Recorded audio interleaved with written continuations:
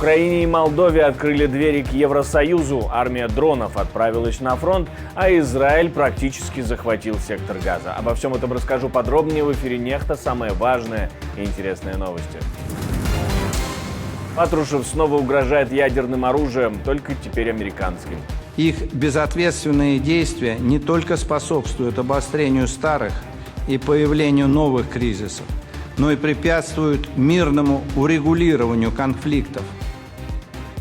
Украинская разведка ликвидировала одного из высокопоставленных боевиков так называемой ЛНР. Израильские войска вошли в Газу и проводят операции уже в центре города. Город Газа окружен. Мы действуем внутри него. Мы усиливаем давление на Хамас каждый час, каждый день. Важное обновление, ну и новости теперь на разных языках. Не забудьте включить субтитры. Спасибо, что с нами, и спасибо, что доверяете нам. Поехали. Украинская разведка взяла на себя ответственность за ликвидацию так называемого бывшего начальника милиции ЛНР. Пишут на своей страничке, что сделали это совместно с движением сопротивления. В Луганске подорвали авто бывшего так называемого начальника милиции Михаила Филиппоненко с ним внутри. В результате взрыва так называемый депутат Народного собрания ЛНР получил травмы, несовместимые с жизнью, пишут российские медиа, со ссылкой на его сына. Проезжавшие мимо водители даже пытались помочь Филиппоненко, но у них ничего не вышло, пишут об этом «Известия». В России снова угрожают ядерным оружием, но скидывают теперь вину в возможной эскалации на США. Об этом говорит секретарь Российского совета безопасности. Патрушев также говорил об ускорении темпов милитаризации космоса и киберпространства, вместе с увеличением вероятности применения оружия массового поражения. А я напомню, что выход из как минимум 2 международных договоров, которые регулируют как минимум ядерную безопасность, инициировала именно Россия.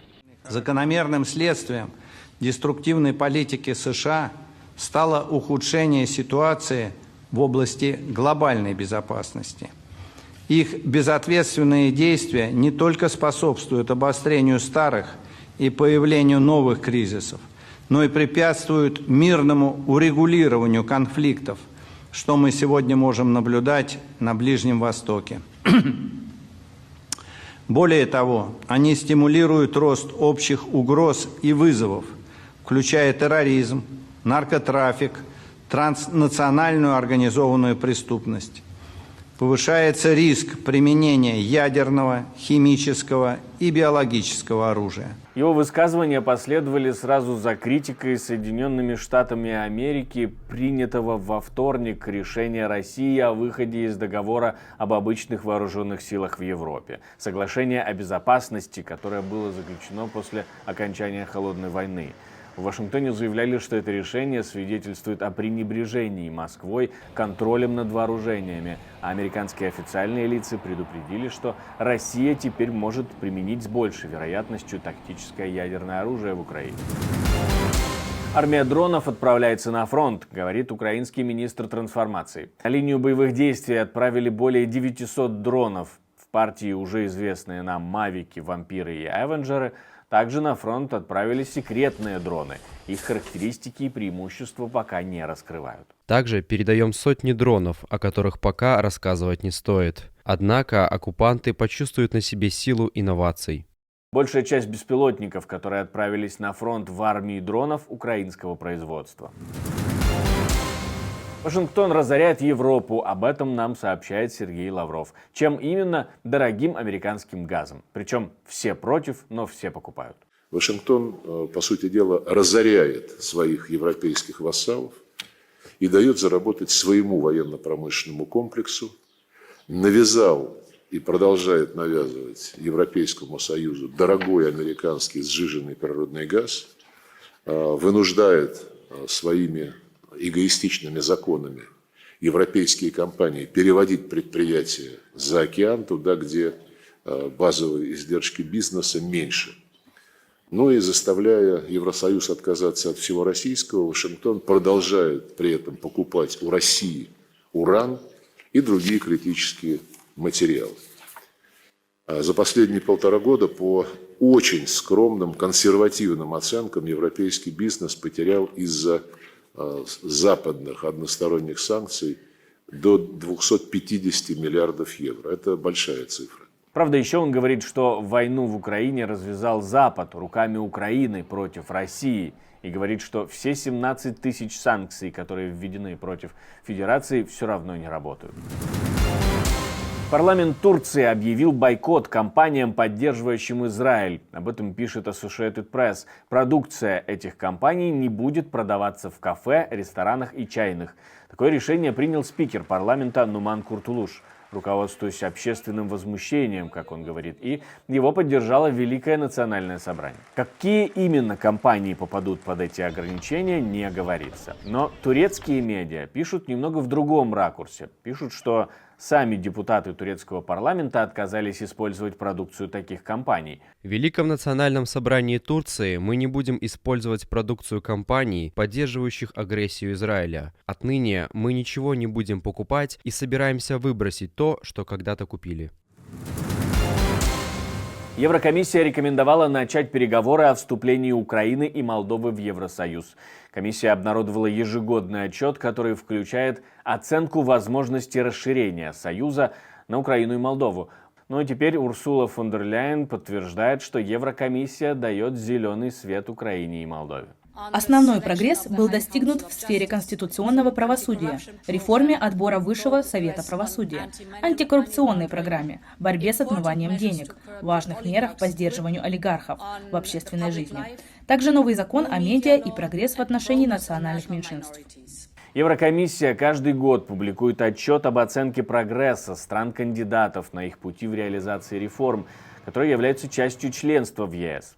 В этом году Украина впервые добавлена в этот пакет. Дело не только в Украине, а дело и в новой стратегии дальнейшего развития Европейского Союза. Так что это позитивный сигнал, конечно, для нас, но это и логика дальнейшего развития Европейского Союза. Процесс действительно будет непростой. Сейчас речь идет пока только об оценке отчета Украины. Это предпосылка для дальнейшего решения. Само решение о начале переговоров с Украиной и Молдовой ожидается в декабре. Если оно будет позитивным, в принципе, предпосылки для этого есть, хотя еще определенную работу Украине надо будет сделать. И теоретически может быть ситуация, что там не в декабре, допустим, мы получим вот это решение о начале переговоров, а чуть позже. Такой вариант тоже возможно.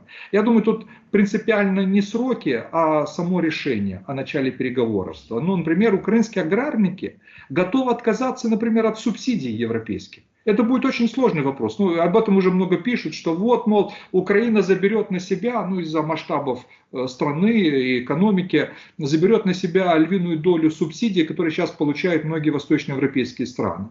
Так вот, на аграрном рынке мы готовы отказаться от многих субсидий. Еврокомиссия дает детальную оценку выполнения требований и дает рекомендации, которые в декабре рассмотрят уже лидеры государств ЕС. И только в декабре будет сделано или не сделано предложение о начале переговоров по вступлению. Израильские войска вошли в центр Газа и действуют уже внутри него, продолжая наступление на Хамас, которое, я напомню, длится уже больше месяца. Министр обороны страны говорит, что армия обороны Израиля штурмовала город с севера и юга, работая в координации с сухопутными, воздушными и морскими войсками. Армия и премьер продолжают призывать население эвакуироваться на юг. Город Газа окружен. Мы действуем внутри него. Мы усиливаем давление на Хамас каждый час, каждый день. Мы уничтожили тысячи террористов, наземных и подземных. Если Хезболла решит вступить в войну, она совершит большую ошибку. Никакого прекращения огня без освобождения наших заложников. Байден отстает от Трампа в вопросах, проведенных изданием The New York Times совместно с Сиенским колледжем. По его результатам Байден уступает Трампу от 4 до 10% в 5 из 6 наиболее важных штатов, где за год до выборов 2024 года будут проходить основные предвыборные бои. Но только в одном штате Байден опережает Трампа, ну и правда менее значительно. В Белом доме призвали с осторожностью относиться к этим результатам. Я не собираюсь говорить ни о чем, связанном с 2024 годом. И я также хочу быть предельно ясной. Послушайте, мы действительно должны воспринимать эти опросы с долей сомнений, поскольку мы действительно должны быть очень внимательны здесь. И одна из причин этого заключается в том, что всего год назад, в 2022 году, была красная волна, которая так и не реализовалась. Верно. А ведь еще в октябре 2022 года было множество сообщений о том, что будет красная волна. Демократы будут уничтожены. И знаете, мы не говорим об этом. То, что мы видели в октябре 2022 года. Слушайте, и еще дальше. В 2011 году, на этот раз в 2011 году, мы видели сенатора Ромни. Мы видели опрос о том, что сенатор Ромни победит президента Обаму. И вот где были эти опросы. И поэтому, послушайте, мы очевидно сосредоточимся на том, чтобы делать то, для чего был избран президент, а именно на том, чтобы добиваться успеха для американского народа. И знаете, сейчас в течение следующих нескольких месяцев будет проводиться множество опросов, десятки и десятки опросов. Не моя задача и не моя работа здесь анализировать эти опросы. Очевидно, что на телевидении найдутся люди, которые будут этим заниматься. Это целая индустрия, когда речь идет об опросах. В Гамбурге двое мужчин захватили школу. Как минимум у одного из них есть оружие, пишут местные медиа. О целях пока ничего не известно. Спецназ уже оцепил здание и готовится к дальнейшим действиям. Обо всех деталях читайте в нашем телеграм-канале.